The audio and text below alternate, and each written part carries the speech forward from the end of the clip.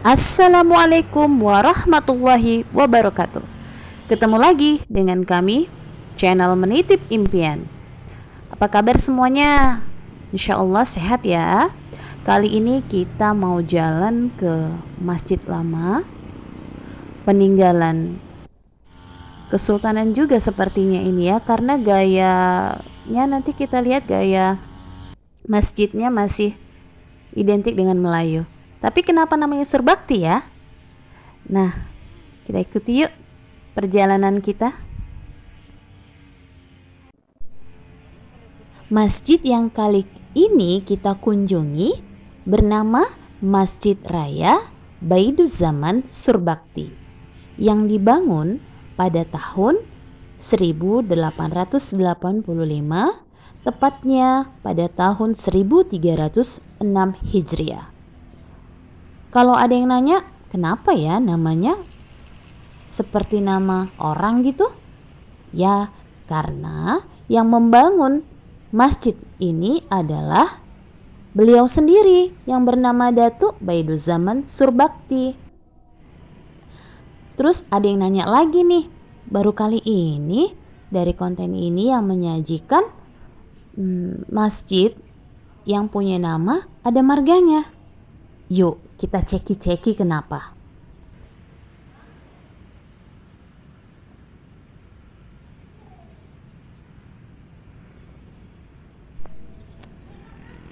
Ternyata dari info yang saya dapatkan, kenapa masjid ini bernama Datuk Baiduzaman Surbakti ya karena pendirinya nama beliau sendiri. Terus kenapa ya Datuk tapi ada marga Surbaktinya? Orang bertanya tuh biasanya orang Medan, orang Sumatera Utara, kenapa ada Surbakti itu biasanya kan orang Karo ya, orang Karo yang punya marga Surbakti, sementara Datuk itu untuk gelar kesultanan.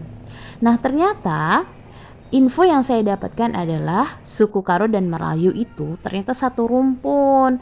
Teman-teman bisa cari info yang lebih detail lagi. Kebetulan suami saya orang Melayu, jadi saya bisa tanya sedikit silsilah kenapa Melayu dan Karo itu satu rumpun dan memang dia satu suku. By the way, setelah lihat ini, kamu pasti mikir kan tentang Sultan Delhi? Kok bisa? Ternyata lihat tuh pilar-pilarnya. Warna kuning dan hijau itu mendominasi.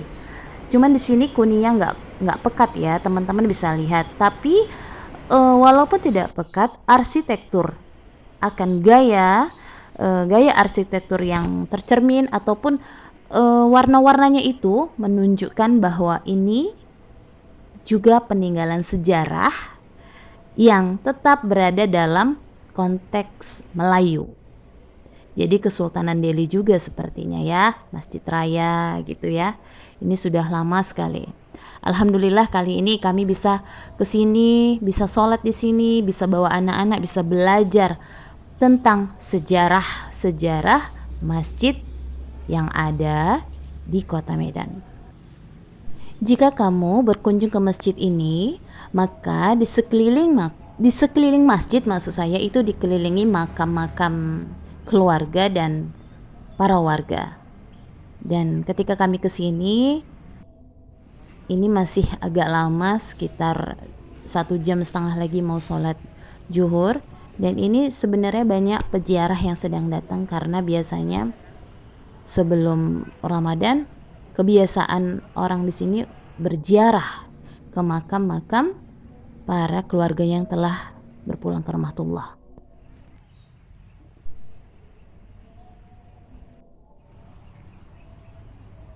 Oke teman-teman, saya mau ajak jalan sedikit ke dalam.